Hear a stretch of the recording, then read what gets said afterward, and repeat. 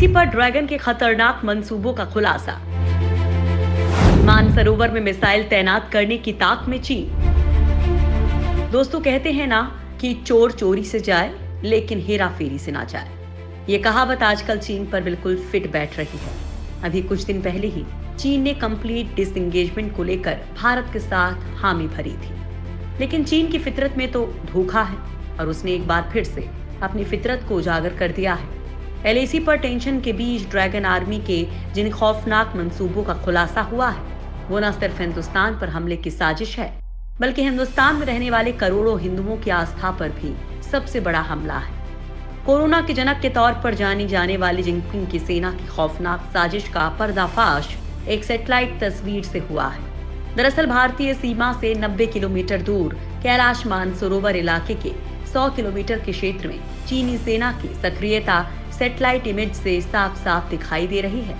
यहाँ पर झील के किनारे चीन के परमाणु बम और हवा में मार करने वाली मिसाइल तैनात करने की साजिश है, जिसके लिए वो साइट बना रहा है।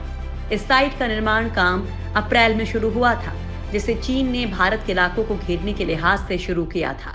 अब चीन हमारे उस इलाके का सैन्यकरण कर रहा है, जो बौद्धों और हिंदुओं दोनों के लिए आस्था का केंद्र माना जाता है। सैटेलाइट तस्वीरों के आधार पर दावा किया गया है कि इलाके में सेना की मूवमेंट शुरू हो गई है।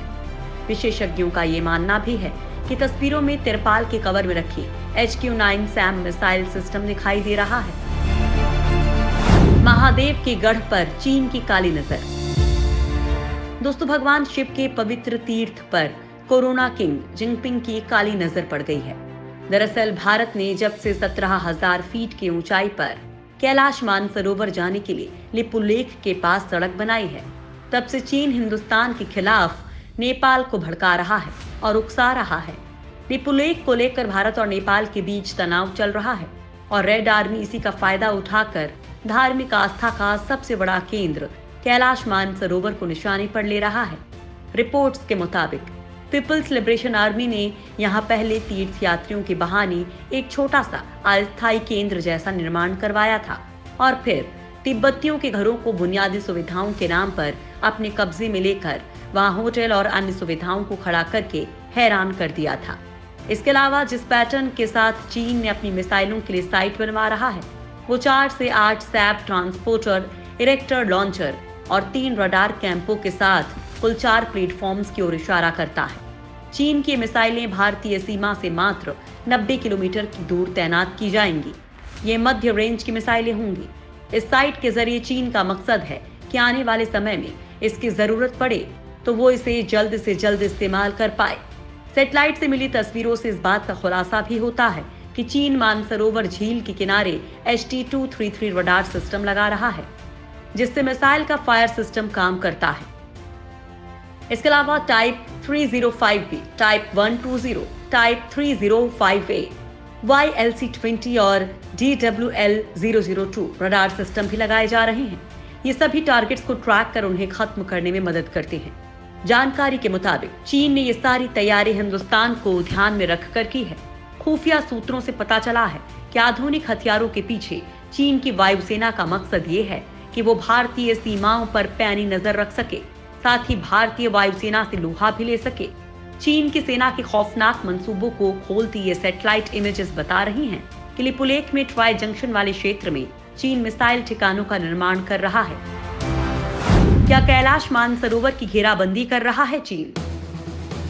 मानसरोवर इलाके में चीन का मिसाइल तैनात करने की तैयारी कुछ और ही कहानी बयां कर रही है। खुफिया रिपोर्ट से पता चला है कि ड्रैगन की साजिश ये है कि वो कैलाश मानसरोवर जैसे पवित्र धार्मिक स्थान की सेना के जरिए घेराबंदी करना चाहता है, जिससे पर्वत की पवित्रता को खत्म किया जा सके और पर्वत की परिक्रमा में बाधा पहुंचाई जा सके। कभी इन इलाकों पर भारत का नियंत्रण हुआ करता था, लेकिन जब चीन ने तिब्बत पर कब्जा किया तो माउंट कैलाश वाला इलाका भी अपने हिस्से में ले लिया। अब चीन सड़कों को बंद करके उन क्षेत्रों तक पहुंचकर उन्हें नियंत्रित करने की कोशिश कर रहा है, जो लोगों को यहां तक पहुंचा सकती हैं। यहां तक जाने के लिए उत्तराखंड के पिथौरागढ़ के माध्यम से एक रास्ता खुला रहता है, लेकिन पूरे साल भर में इसे सबसे चुनौतीपूर्ण रास्ता माना जाता है और इसलिए भारत सरकार ने लिपुलेख के रास्ते मानसरोवर तक एक सड़क का निर्माण करवाया था, जिस पर नेपाल ने आपत्ति दर्ज की थी। मानसरोवर इलाके की घेराबंदी करने के पीछे चीन की एक और गहरी चाल हो सकती है। दरअसल वो मोदी सरकार पर दबाव बनाने की कोशिश कर रहा है। डोकलाम में भी कंस्ट्रक्शन कर रहा है ड्रैगन। केवल मानसरोवर ही नहीं, ड्रैगन ने फिर से चालाकी दिखाते हुए डोकलाम में भी कंस्ट्रक्शन का काम शुरू कर दिया है। 2017 में डोकलाम में ही भारत और चीन के बीच विवाद हुआ था और फिर 73 दिन की गतिरोध के बाद चीन के सैनिकों को पीछे हटना पड़ा था। खुफिया एजेंसी के सूत्रों की माने तो चीन ने जून और जुलाई में डोकलाम के पास नए निर्माण किए हैं। वो नॉर्थ डोकलाम की जनरल एरिया में ये निर्माण कर रहा है। चीन इस ट्राई जंक्शन पर सिंचला और टोरसा नाला के साथ साथ लगी दीवार पर काम आगे बढ़ा रहा है। सूत्रों के मुताबिक चीन सिंचला से करीब 1 किलोमीटर साउथ ईस्ट की तरफ एक बहुमंजिला इमारत भी बना रहा है। सिंचला के पश्चिम की तरफ चोटियों पर करीब 13 इलेक्ट्रिक पोल भी देखे गए हैं। इंटेलिजेंस सूत्रों के मुताबिक ये भी जानकारी मिली है कि सिंचला से चीन पश्चिम की तरफ एक पैदल चलने वाले रास्ते को भी अपग्रेड कर रहा है। हालांकि भारत भी चीन को मुंहतोड़ जवाब देने की तैयारी कर रहा है और इस बात का इशारा सीडीएस विपिन रावत के बयान से समझ आता है। सीडीएस विपिन रावत ने दी चीन को चेतावनी। दोस्तों, चीन जिस तरह से भारत से सटे इलाकों में मिसाइल तैनाती की तैयारी कर रहा है, उसको लेकर भारत भी अब विकल्पों की तलाश कर रहा है। सीडीएस विपिन रावत ने भी चीन को चेतावनी दी है कि अगर बातचीत से हल नहीं निकला तो भारत के पास सैन्य कार्रवाई का विकल्प भी मौजूद है।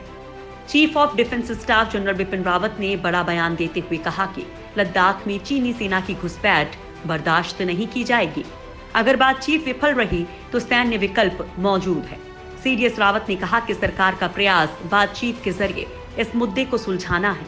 हालांकि उन्होंने इशारा किया कि पूर्वी लद्दाख में सेनाएं पूरी तरह से तैयार हैं।